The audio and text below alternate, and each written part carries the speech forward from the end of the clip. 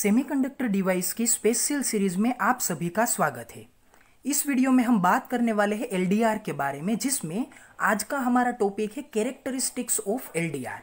LDR की video lecture की series में ये है हमारा तीसरा वीडियो, जिसमें हम बात करेंगे कैरेक्टरिस्टिक्स के बारे में।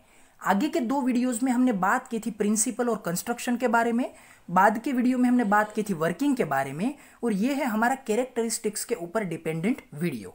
इसके बाद में जो वीडियो बनेगा वो होगा हमारा एलडीआर का आखिरी वीडियो, जिसमें हम बात करेंगे एलडीआर की एप्लीकेशंस के बारे में। तो चलिए इस वीडियो के हमारे कंसिडरेशन को, इस वीडियो के हमारे कंसेप्ट को हम यहाँ पे क्लियर करते हैं on the basis of characteristics. Characteristics of LDR. तो जैसे हमने फोटो डायोड्स में बात की थी, फोटो ट्रांजिस्टर्स में बात की थी, और कुछ इसी तरह से जैसे हमने सोलर सेल्स में बात की थी, तो जब हम कभी भी कैरेक्टरिस्टिक्स के बारे में बात करते हैं तो इसका जाहिर सा मतलब ये होता है कि जो कंपोनेंट है, जो डिवाइस है, वो डिवाइस यहाँ पे दो अलग अलग प्रॉपर्टीज के बीच में किस टाइप का रिलेशन अपने साथ में कंसिस्ट करता है, रिप्रेजेंट करता है, उस रिलेशन को हम यहाँ पे प्रैक्टिकली ऑब्जर्वेशंस लेने के बाद इसे ग्राफिकल रिप्रेजेंटेशंस देना चाहते हैं। तो ऐसे ग्राफिकल रिप्रेजेंटेशंस को हम बोलते हैं कैरेक्टरिस्टिक्स। तो ये आपका जो एलडीआर है वो हमने जैसे वर्किंग में बात की थी, कंस्ट्रक्शन में बात की थी, प्रिंसिपल्स में बात की थी कि वो यहाँ पे लाइट के रेडिएशंस के कंपैरिजन में और इस लाइट की इंटेंसिटी के कंपैरिजन में अपने रेजिस्टेंस को क्या करता है, चेंज करता है। सो यहाँ पे ये हमारा जो लाइट का रेडिएशन है वो क्या है, लाइट का रेडिएशन हमारा यहाँ पे एक इंडिपेंडेंट वेरिएबल की तरह से हम इसे क्या कर सकते हैं, अप्लाई कर सकते हैं कि एलडीआर के ऊपर आप यहाँ पे अलग अलग इंटेंसिटीज के साथ आप इस लाइट रेडिएशन को अलाउ कीजिए, एक्सपोज कीजिए, जिस वजह से हम इसे क्या बोलते हैं, इल्यूमिनेशन। सो यहाँ पे आप अलग अलग लाइट रेडिएशन की इंटेंसिटी को एलडीआर के ऊपर अलाउ करते हैं, जो कि हमारा एक इंडिपेंडेंट वेरिएबल है। सो इस इंडिपेंडेंट वेरिएबल इल्यूमिनेशन की वजह से यहाँ पे क्या होता है, इस एलडीआर का ये जो रेजिस्टेंस है दो टर्मिनल के बीच का, वो रेजिस्टेंस यहाँ पे चेंज होता है। सो इसका मतलब ये है कि इल्यूमिनेशन की प्रॉपर्टी के कंपैरिजन में आपका ये एलडीआर का रेजिस्टेंस क्या है, एक डिपेंडेंट प्रॉपर्टी है, डिपेंडेंट वेरिएबल है। सो इंडिपेंडेंट वेरिएबल को हम इन जनरल केस में जियोमेट्री के रूल्स के अकॉर्डिंग्स में कहाँ पे लेते हैं, इसे लेते हैं हॉरिजॉन्टल एक्स एक्सिस के ऊपर। और ये जो हमारी डिपेंडेंट वेरिएबल की प्रॉपर्टी है उसे हम जियोमेट्री के इक्वेशन के बेसिस के ऊपर इसे हम क्या लेते हैं, वर्टिकल वाई एक्सिस के ऊपर लेते हैं। सो हमारा ग्राफ बन के आएगा resistance in ohm versus illumination. So ये ग्राफ बनेगा असल में illumination curve for the LDR device. So यहाँ पे हम कैरेक्टरिस्टिक के इस लेक्चर में यही बात करने वाले हैं कि किस तरह से यहाँ पे आप लाइट के रेडिएशन को चेंज करते हैं तो आपका ये जो एलडीआर है, इस एलडीआर का रेजिस्टेंस किस तरह से चेंज होता है। सो यहाँ पे हमें तीन अलग अलग सेक्शंस को कंसीडर करना है। जैसे हम फोटोडायोड में देखते थे कि फोटोडायोड में हम एक केस ऐसा कंसीडर करते थे कि जिसमें लाइट की इंटेंसिटी को हम जीरो कर देते थे, मतलब कि लाइट के रेडिएशन को हम फोटोडायोड के ऊपर पड़ने नहीं देते थे। सो ऐसी सिचुएशन को हमने क्या बोला था, डार्क सिचुएशन बोला था, जिसे हम यहाँ पे भी बोलते हैं डार्क नाइट टाइम। सो इस सिचुएशन में भी जो यहाँ पे करंट फॉलो ऑन होगा इसे हम बोलेंगे डार्क करंट। सो यहाँ पे ये फोटोडायोड नहीं है, क्योंकि फोटोडायोड में क्या होता है, फोटोडायोड में रिवर्स करंट प्रोड्यूस होता है। सो वो रिवर्स करंट यहाँ पे डार्कनेस में भी थोड़ा सा प्रोड्यूस होता है। सो वहाँ पे फंक्शन जो था वो फंक्शन यहाँ पे करंट का था। फोटोडायोड के केस में फंक्शन किसका था, करंट का था with respect to the illumination. लेकिन यहाँ पे जो रजिस्टर है हमारा LDR, light dependent resistor, so यहाँ पे आपका एलडीआर का जो फंक्शन है वो किसका फंक्शन है, वो यहाँ पे रेजिस्टेंस का फंक्शन है। सो यहाँ पे डार्क सिचुएशन में भी जो इसका बेसिक रेजिस्टेंस होगा उस रेजिस्टेंस को हम क्या बोलेंगे, डार्क रेजिस्टेंस। सो फोटोडायोड के केस में है ये इसका डार्क करंट, और यहाँ पे एलडीआर के केस में ये है इसका डार्क रेजिस्टेंस, क्योंकि फोटोडायोड में फंक्शन है आपका करंट का और एलडीआर के केस में आपका फंक्शन है रेजिस्टेंस का। सो इन सभी बातों को अगर आप मैथमेटिकल एक्सप्रेशंस के फॉर्म में भी समझ सकते हैं तो इसका मतलब यह है कि आप यहाँ पे फिजिक्स के ऐसे इंपॉर्टेंट टर्म्स को डीपली समझने की आप सूझ रखते हैं। तो चलिए इस डिस्क्रिप्शन को रीड कर लेते हैं और डिस्क्रिप्शन को रीड करते हुए हम यहाँ पे इस ग्राफ को भी मेंशन करते रहेंगे। देखिए थोड़ा सा बात कर ही लेते हैं कि ये डार्क नाइट में आप देख सकते हैं कि रेजिस्टेंस की पीक वैल्यू है, क्योंकि यहाँ पे कंडक्टिविटी कैडमियम सल्फाइड के मटेरियल के अंदर डार्क नाइट की वजह से क्या होगी, कम से कम होगी। कंडक्टिविटी कम होगी तो रेजिस्टिविटी ज़्यादा होगी और इसी वजह से रेजिस्टेंस आपको यहाँ पे ज़्यादा फील होगा। बाद में देखिए एवरेज सन्नी डे, मतलब कि जो एवरेज सनलाइट होती है इसके बारे में बात करते हैं। तो जैसे सनलाइट आई, मतलब कि डार्कनेस का जो वक्त था वो वक्त यहाँ पे गुजर चुका है। सो जैसे ही सनलाइट आती है तो सनलाइट की वजह से यहाँ पे कंडक्टिविटी प्रोड्यूस होती है और यहाँ पे रेजिस्टेंस जो है वो डिक्रीज होता हुआ आपको नजर आता है, क्योंकि ये यहाँ पे डार्क नाइट में इस पीक के ऊपर था। एवरेज सन्नी डे में ये जो आपकी पीक है वो पीक यहाँ पे कम होकर यहाँ पे आ चुकी है, मतलब कि इतना डिक्रीजिंग आया है सनलाइट की वजह से। फिर जैसे आप इस सनलाइट को और ब्राइट करते हैं, मतलब कि इस ब्राइटनेस को इंक्रीज करते हैं, सो आपका रेजिस्टेंस मोर डिक्रीज होता है और यहाँ पे कम से कम लेवल पे आके रुक जाता है। सो यहाँ पे हम बोल सकते हैं कि जैसे यहाँ पे इल्यूमिनेशन, मतलब कि लाइट की इंटेंसिटी अलग अलग स्टेट में इंक्रीज होती है, सो आप यहाँ पे देख सकते हैं कि रेजिस्टेंस आपको डिक्रीज होता हुआ नजर आएगा। सो ये तो इसका प्रिंसिपल था और प्रिंसिपल में भी हमने बोला था कि लाइट की इंटेंसिटी के कंपैरिजन में आपका रेजिस्टेंस इनवर्सली प्रोपोर्शनलिटी में वर्क करेगा।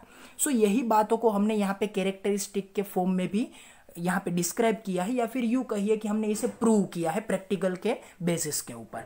देखिए the figure below shows the resistance versus illumination curve for the particular LDR। देखिए LDR भी पर्टिकुलर होता है, क्योंकि हमने बोला था कि कैडमियम सल्फाइड और अलग अलग मटेरियल से बनने वाले LDRs अवेलेबल होते हैं। सो अलग अलग मटेरियल के बेसिस के ऊपर ये जो आपका ग्राफ का रिप्रेजेंटेशन है वो ग्राफ का रिप्रेजेंटेशन चेंज हो सकता है। सो एक बात नोटिस कीजिएगा कि कैरेक्टरिस्टिक ऑफ LDR की टर्म में आपको ये याद रखना है कि मटेरियल ऑफ LDR के अलग अलग मटेरियल के बेसिस के ऊपर ये कर्व का जो शेप है, स्लोप जो हो सकता है अलग अलग पॉइंट्स के पास, वो चेंज हो सकता है। इसकी जो कैरेक्टरिस्टिक का शेप है वो चेंज हो सकता है, लेकिन जो ग्राफ है वो क्या है, y अगेंस्ट x, क्योंकि ये हमारा जनरल रिप्रेजेंटेशन है। सो y एक्सिस के ऊपर हमने रेजिस्टेंस की प्रॉपर्टी ली है, सो ये क्या बनेगा, रेजिस्टेंस वर्सेस। एक्स एक्सिस के ऊपर हमने इल्यूमिनेशन की प्रॉपर्टी ली है, सो यहाँ पे ये बनेगा illumination. So R against illumination, so ये आपका ग्राफ का रिप्रेजेंटेशन है। फिर आगे देखिए, when a light dependent resistor is kept in a dark, its resistance is very high, this resistance is called dark resistance. So जैसे आप इस LDR को कोई भी लाइट की इंटेंसिटी इसके ऊपर फॉल नहीं होने देते हैं, सो क्या होता है, कंडक्टिविटी यहाँ पे जीरो नजर आएगी आपको। सो यहाँ पे करंट ना पास होने की वजह से इसका रेजिस्टेंस यहाँ पे बहुत ही हाई होता है, क्योंकि जो सभी इलेक्ट्रॉन्स होते हैं वो यहाँ पे बाउंडेड स्टेट में होते हैं, फ्री नहीं होते हैं, क्योंकि इसे फ्री होने के लिए इनफ अमाउंट की एनर्जी अभी भी नहीं मिली है, क्योंकि आपने एक्सटर्नल एजेंसी के फॉर्म में जो एनर्जी उसे मिल सकती है लाइट रेडिएशन के फॉर्म में, वो आपने अभी इसे अलाउ नहीं की है। सो इस सिचुएशन में जो आपका मैक्सिमम रेजिस्टेंस होता है डार्क सिचुएशन में, उसे आप क्या बोलेंगे, डार्क रेजिस्टेंस। सो आपके लिए ये एक इंपॉर्टेंट प्रॉपर्टी है, या फिर यू कहिए एक इंपॉर्टेंट डेफिनेशन है। फिर आगे देखिए, it can be as high as 1012 ohm and if the device is allowed to absorb light its resistance will be decrease drastically. मतलब कि यहाँ पे आपका जो डार्क रेजिस्टेंस का टर्म है ना, वो यहाँ पे 1012 ओहम कुछ इस तरह से हो सकता है। तो ये है इसका डार्क रेजिस्टेंस, मतलब कि मैक्सिमम वैल्यूज। और जैसे ही आप यहाँ पे इसके ऊपर लाइट को फॉल कर देते हैं, तो लाइट को एब्जॉर्ब करने की वजह से यहाँ पे रेजिस्टेंस क्या होता है, ड्रास्टिकली डिक्रीज होने लगता है। जो आप यहाँ पे देख सकते हैं कि ये आपका कर्व जो है वो कुछ इस तरह से डिक्रीज होता हुआ नजर आएगा, जैसे इसके ऊपर इल्यूमिनेशन इंक्रीज होगा वैसे ही। फिर देखिए, if a constant voltage is applied to it and the intensity of light is increased, the current starts increasing. देखिए इस टर्म को थोड़ा सा समझिए कि अगर आप यहाँ पे LDR का एक कंपोनेंट लेते हैं, देखिए ये मैं कंसीडर करता हूँ कि LDR का एक कंपोनेंट है, और इस LDR के कंपोनेंट में ये इसकी जिगजैग लाइन है जो कि यहाँ पे कैडमियम सल्फाइड से बनी है, और ये इनके दोनों टर्मिनल से, इन टर्मिनल के बीच में मैं यहाँ पे एक कांस्टेंट पोटेंशियल का एक सोर्स अप्लाई करता हूँ। तो कंसीडर कीजिए कि मैंने यहाँ पे 3 वोल्ट्स को अप्लाई किया है। सो मीनिंग ये है ओहम के लॉ के बेसिस के ऊपर कि जितना वोल्ट आप यहाँ पे प्रोवाइड करते हैं उतने अमाउंट में यहाँ पे करंट प्रोड्यूस होना चाहिए। मतलब कि यहाँ पे 3 वोल्ट हमने प्रोवाइड किए हैं तो 3 वोल्ट के कंपैरिजन में यहाँ पे कोई एक करंट प्रोड्यूस होना चाहिए। लेकिन होता यह है कि हमने यहाँ पे फिक्स वोल्ट तो प्रोवाइड किया है, लेकिन फिर भी इस एलडीआर में से पास होने वाले करंट का अमाउंट यहाँ पे लाइट रेडिएशन की इंटेंसिटी के कंपैरिजन में चेंज हो सकता है। तो किस तरह से चेंज हो सकता है, देखिए अगर मैं यहाँ पे डार्कनेस रखता हूँ, मतलब कि कोई लाइट का रेडिएशन मैं यहाँ पे प्रोवाइड नहीं करता हूँ, तो क्या होगा, 3 वोल्ट प्रोवाइड होने के बावजूद भी यहाँ पे मैक्सिमम रेजिस्टेंस होने के कारण यहाँ पे बहुत ही कम अमाउंट में क्या होगा, यहाँ पे करंट पास होगा। क्योंकि यहाँ पे आपका ओहम का इक्वेशन क्या है, V is equals to I R. मतलब कि अगर करंट यहाँ पे कम से कम होगा तो इस वोल्टेज की 3 वोल्ट की वैल्यू को यहाँ पे as it is constant fix करने के लिए आपका रेजिस्टेंस यहाँ पे क्या होगा, जो रिक्वायरमेंट होगी उस वैल्यू के साथ यहाँ पे हाई रहेगा। मतलब कि I और R ये दोनों एक दूसरे के साथ एडजस्ट होकर अपने मल्टीप्लिकेशन की वैल्यू को 3 वोल्ट यहाँ पे फिक्स करके रखेंगे। मतलब कि I और R एक दूसरे के साथ क्या रहेंगे, एक दूसरे के साथ एडजस्ट होकर मल्टीप्लाई होने के लिए कांस्टेंट साबित रहेंगे। सो इस वजह से 3 वोल्ट यहाँ पे फिक्स होने के बावजूद भी डार्क सिचुएशन में, मतलब कि लाइट रेडिएशन ना फॉल होने की वजह से करंट का अमाउंट बहुत ही कम होगा, रेजिस्टेंस का यहाँ पे वैल्यू बहुत ही ज्यादा होगा। इंटेंसिटी को इंक्रीज करते हैं तो क्या होगा, इस एलडीआर का जो रेजिस्टेंस है वो रेजिस्टेंस यहाँ पे ड्रास्टिकली डिक्रीज होने लगेगा और ड्रास्टिकली डिक्रीज होने के कारण यहाँ पे करंट फ्लो इंक्रीज होने लगेगा। मतलब कि रेजिस्टेंस इंक्रीज हुआ तो करंट यहाँ पे क्या होगा, खुद ब खुद इंक्रीज होने लगेगा। देखिए कंसिडरेशन वही था कि वोल्टेज यहाँ पे कांस्टेंट है, मतलब कि वोल्टेज चाहे कांस्टेंट रहे इन दोनों टर्मिनल्स के बीच में, लेकिन फिर भी यहाँ पे रेजिस्टेंस चेंज होने की वजह से आपका करंट और रेजिस्टेंस दोनों एक दूसरे के साथ इंटरनली क्या कर लेते हैं, एडजस्टमेंट कर लेते हैं, जिस वजह से आपको यहाँ पे फिक्स वोल्टेज के अंडर में भी लाइट की इंटेंसिटी चेंज होने के बावजूद भी आपको यहाँ पे करंट का जो फ्लोटेशन है वो इंक्रीज होता हुआ आपको मिलेगा।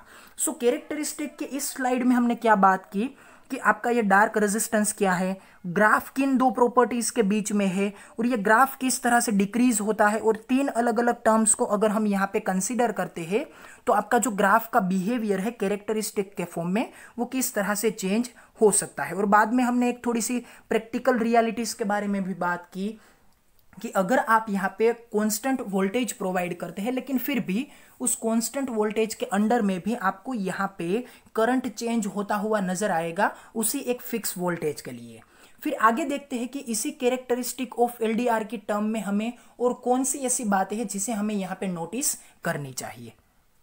फिर आगे देखते हैं कैरेक्टरिस्टिक ऑफ एलडीआर में फोटोसेल्स और एलडीआर्स आर नॉन लीनियर डिवाइस। अब देखिए ये ऑब्वियस थिंग है कि लीनियर और नॉन लीनियर डिवाइस का मतलब क्या होता है कि अगर आप 2 प्रॉपर्टीज के बीच में इसकी कैरेक्टरिस्टिक को डिफाइन करने के लिए कोई अगर ग्राफ ड्रॉ करते हैं और इस ग्राफ में अगर आपको ये ग्राफिकल लाइन कुछ इस तरह से लीनियर मिलती है, चाहे फिर वो डिक्रीजिंग ऑर्डर में हो और चाहे फिर वो इंक्रीजिंग ऑर्डर में हो, मतलब कि अगर 2 प्रॉपर्टीज के बीच में जो प्रॉपर्टीज आपके इस कंपोनेंट की कैरेक्टरिस्टिक्स के लिए इंपॉर्टेंट है वो अगर आपको यहाँ पे लीनियर मिलते हैं तो ऐसे कंपोनेंट को, ऐसे डिवाइस को आप क्या बोलते हैं, लीनियर डिवाइस बोलते हैं। लेकिन अगर वो ग्राफ आपको यहाँ पे लीनियर नहीं मिलता है और कुछ इस तरह से आपको ये क्वाड्रेटिक मिलता है, मतलब कि ये कुछ इस तरह से कर्वेचर के फॉर्म में मिलता है, तो इसे आप बोलते हैं नॉन लीनियर डिवाइस। तो यहाँ पे ये बात जाहिर से आपको नजर आएगी कि ये आपकी कैरेक्टरिस्टिक ऑफ एलडीआर में रेजिस्टेंस और इल्यूमिनेशन का जो रिजल्ट है, यहाँ पे जो रिलेशन है वो रिलेशन यहाँ पे नॉन लीनियर है क्योंकि कर्वेचर ग्राफ आपको मिल रहा है। सो आपका एलडीआर क्या है, असल में नॉन लीनियर डिवाइस है, ये बात आपको नोट करनी चाहिए।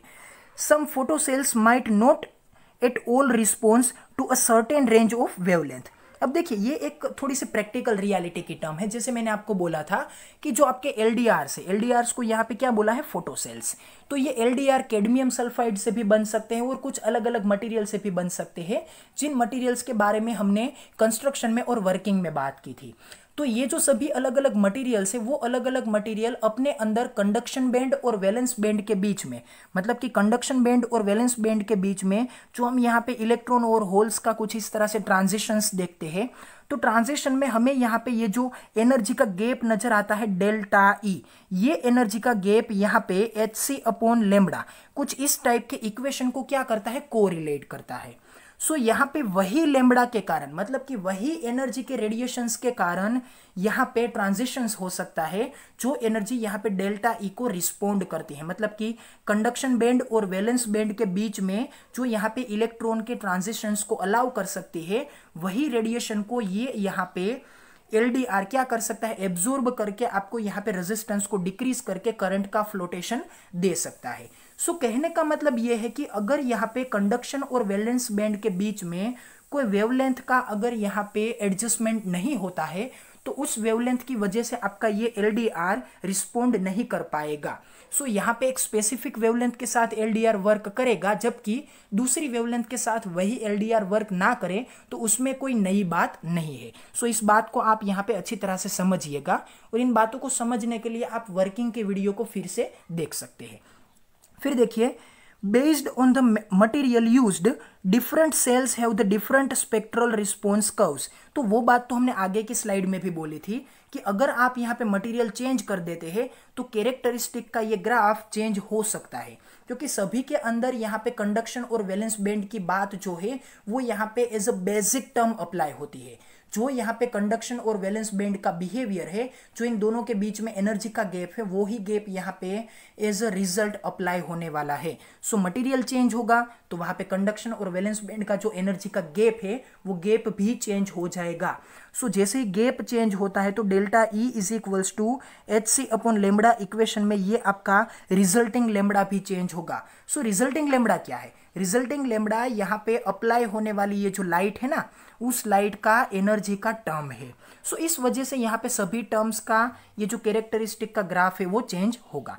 फिर देखिए, when light is incident on a photo cell it usually takes about 8 to 12 milliseconds, मतलब कि ये अपने रेजिस्टेंस को इस पीक वैल्यू से डिक्रीज करने के लिए 8 से 12 मिली सेकेंड का टाइम लेता है। देखिए, मिली सेकेंड का टाइम थोड़ा सा ज़्यादा ही कंसिडर करना चाहिए, क्योंकि जब हम यहाँ पे क्विक रिस्पॉन्स की डिमांड करते हैं तो क्विक रिस्पॉन्स के केस में आपका एलडीआर वहाँ पे अप्लाई नहीं हो सकता है, वहाँ पे आपको फोटो डायोड को इस्तेमाल करना पड़ेगा। इन सभी बातों को हम आगे देखेंगे कि क्विक रिस्पॉन्स में ये आपका 8 to 12 मिली सेकेंड का जो टाइम है वो यहाँ पे पीक वैल्यू के रेजिस्टेंस से रेजिस्टेंस को डिक्रीज करने के लिए टाइम लेता है। तो ये एक टर्म बन के आती है कि जब आप यहाँ पे लाइट को इंसिडेंट करते हैं तो फोटो सेल इस रेजिस्टेंस को डिक्रीज करने के लिए 8 to 12 मिली सेकेंड का टाइम लेता है for the change in resistance to take place, while it takes 1 or more seconds for the resistance to rise back again to its initial value after removal of light। मतलब कि जैसे हमने यहाँ पे darkness की condition में जो light apply की, तो लाइट को अप्लाई करने की वजह से यहाँ पे रेजिस्टेंस डिक्रीज हुआ, तो डिक्रीज रेजिस्टेंस के लिए हमें यहाँ पे वक्त कितना लगा, 8 to 12 मिली सेकेंड।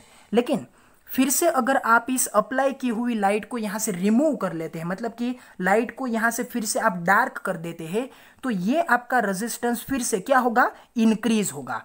तो ये कम हुआ रेजिस्टेंस फिर से इंक्रीज होने के लिए फिर से यहाँ पे कितना टाइम लेता है, 1 और मोर सेकेंड, मतलब कि ये अराउंड 1 या फिर 1.5 सेकेंड का टाइम यहाँ पे फिर से लेता है ये लोअर रेजिस्टेंस से फिर से अपने ग्राउंड स्टेट में जाने के लिए। देखिए, ग्राउंड स्टेट यहाँ पे क्या है, मैक्सिमम रेजिस्टेंस वाली है, और यहाँ पे ये एक्साइटेड स्टेट क्या है, कम रेजिस्टेंस वाली है। सो यहाँ पे सभी केस में आपको ये नहीं मान के चलना है कि ग्राउंड स्टेट का मतलब ये होता है कि कम से कम रेजिस्टेंस, नहीं, यहाँ पे ग्राउंड स्टेट में क्या होगा, ज़्यादा से ज़्यादा रेजिस्टेंस, और एक्साइटेड स्टेट में ये रेजिस्टेंस कम होगा, और कम होने के लिए 8 से 12 मिली सेकेंड का ये वक्त लेगा। लेकिन जैसे आप फिर से यहाँ पे लाइट के रेडिएशन को यहाँ से दूर कर देते हैं तो क्या होगा, फिर से ये रेजिस्टेंस अपने ग्राउंड स्टेट में इनिशियल स्टेट में जाने के लिए 1 या फिर मोर देन 1 सेकेंड का टाइम लेता है। सो ये आपका जो फिर से एक्साइटेड स्टेट से ग्राउंड स्टेट में जाने के लिए जो वक्त लगता है, उस वक्त को हमने यहाँ पे एक नाम दे रखा है। तो देखिए वो नाम क्या है, this phenomenon is called resistance recovery rate, मतलब कि रेजिस्टेंस को फिर से रिकवर करने के लिए, जो कि रेजिस्टेंस यहाँ पे कम हुआ था, डिक्रीज हुआ था, उस रेजिस्टेंस को आप यहाँ पे रिकवर करने के लिए जो टाइम लेते हैं यहाँ पे 1 और मोर सेकेंड का, उसे आप क्या बोलेंगे, रेजिस्टेंस रिकवरी रेट। सो ये रेजिस्टेंस रिकवरी रेट यहाँ पे अगर आप कंसीडर करते हैं तो ज़्यादा ही बोलना चाहिए, क्योंकि ये 1 और मोर देन 1 सेकेंड का टाइम यहाँ पे आप फास्ट कंज्यूम्स में, मतलब कि फास्ट वर्किंग के लिए अप्लाई नहीं कर सकते हैं। सो इस स्लाइड में हमने क्या बात की कि यहाँ पे हमने बोला कि एलडीआर आपका नॉन लीनियर डिवाइस है, और यहाँ पे जैसे ही अलग अलग मटेरियल होते हैं तो पॉसिबल है कि कंडक्शन और वैलेंस बैंड की अलग अलग अरेंजमेंट की वजह से वो यहाँ पे एक वेवलेंथ के साथ काम कर सकता है, जबकि दूसरे वेवलेंथ के साथ ये काम ना भी करे। फिर हमने क्या बात बताई कि जैसे अलग अलग मटेरियल्स इस्तेमाल होते हैं तो यहाँ पे जो कर्व का यहाँ पे रिप्रेजेंटेशन है वो रिप्रेजेंटेशन चेंज हो सकता है। फिर हमने बात की कि जैसे यहाँ पे लाइट के रेडिएशंस अप्लाई होते हैं तो ये 8 से 12 मिलीसेकंड में ये अपने रेजिस्टेंस को कम कर देता है, और जैसे आप यहाँ पे रेडिएशंस को फिर से यहाँ से दूर ले जाते हैं तो रेडिएशन की एब्सेंस में फिर से आपका रेजिस्टेंस क्या होता है, रिकवर होता है, और ये रिकवरी रेट यहाँ पे अराउंड 1 और मोर देन 1 सेकेंड होता है। बाद में इस कैरेक्टरिस्टिक ऑफ एलडीआर के ऊपर डिपेंडेंट आखिरी स्लाइड को देखते हैं, जिसमें हमारी जो बाकी की टर्म्स है उन सभी टर्म्स को भी हम यहां पे कवर अप कर लेते हैं। देखिए इस आखिरी slide about characteristic of LDR में, also LDRs are less sensitive than photodiodes. तो वही बात मैंने आपको बताई थी कि फोटोडायोड की कंपैरिजन में ये LDR क्या है, बहुत ही कम सेंसिटिव है, क्योंकि ये 8 से 12 मिलीसेकंड का वक्त लेते हैं, फिर से इसे रिकवर होने में भी अराउंड 1 सेकेंड या फिर मोर देन 1 सेकेंड का टाइम लगता है। So LDRs are less sensitive than photodiodes and photo transistors, मतलब कि दोनों के कंपेरिजन में ये कम सेंसिटिव है। फिर देखिए LDRs are not same. A photodiode is a PN junction semiconductor device that converts light energy into electricity. Whereas a photocell is passive device, there is no PN junction in this, nor it converts light into electricity. मतलब कि जो photodiode और photo transistor work करते हैं कि वो अपने ऊपर आने वाली लाइट की एनर्जी को या फिर लाइट के रेडिएशन को ये किस में टर्न आउट करते हैं, इलेक्ट्रिसिटी में टर्न आउट करते हैं, क्योंकि आप वहां पे प्रोड्यूस किए गए करंट को देख सकते हैं, क्योंकि फोटोडायोड के वर्किंग मैकेनिज्म में, फोटो ट्रांजिस्टर के वर्किंग मैकेनिज्म में आप यहाँ पे करंट को प्रोड्यूस होता हुआ नजर कर सकते हैं। लेकिन यहाँ पे एलडीआर में क्या होता है कि करंट प्रोड्यूस नहीं होता है, लेकिन रेजिस्टेंस कम होने की वजह से जो वहां पे करंट दिया जाता है बैटरी की वजह से, वो करंट वहां पे पास होने के लिए अलाउ किया जाता है। मतलब कि कोई भी यहाँ पे पीएन जंक्शन नहीं होता है एलडीआर के अंदर, कि जिस वजह से वो यहाँ पे अपने एक्स्ट्रा इलेक्ट्रॉन और होल को जनरेट करे और जिस वजह से यहाँ पे वो एक्स्ट्रा अमाउंट में करंट प्रोड्यूस हो। क्योंकि फोटोडायोड में जो बायसिंग प्रोवाइड किया जाता है वो बायसिंग सिर्फ और सिर्फ स्टेबिलिटी के लिए प्रोवाइड किया जाता है, वो बायसिंग वहां पे करंट को प्रोड्यूस नहीं करता है। करंट प्रोड्यूस होते हैं यहाँ पे लाइट के रेडिएशंस की वजह से।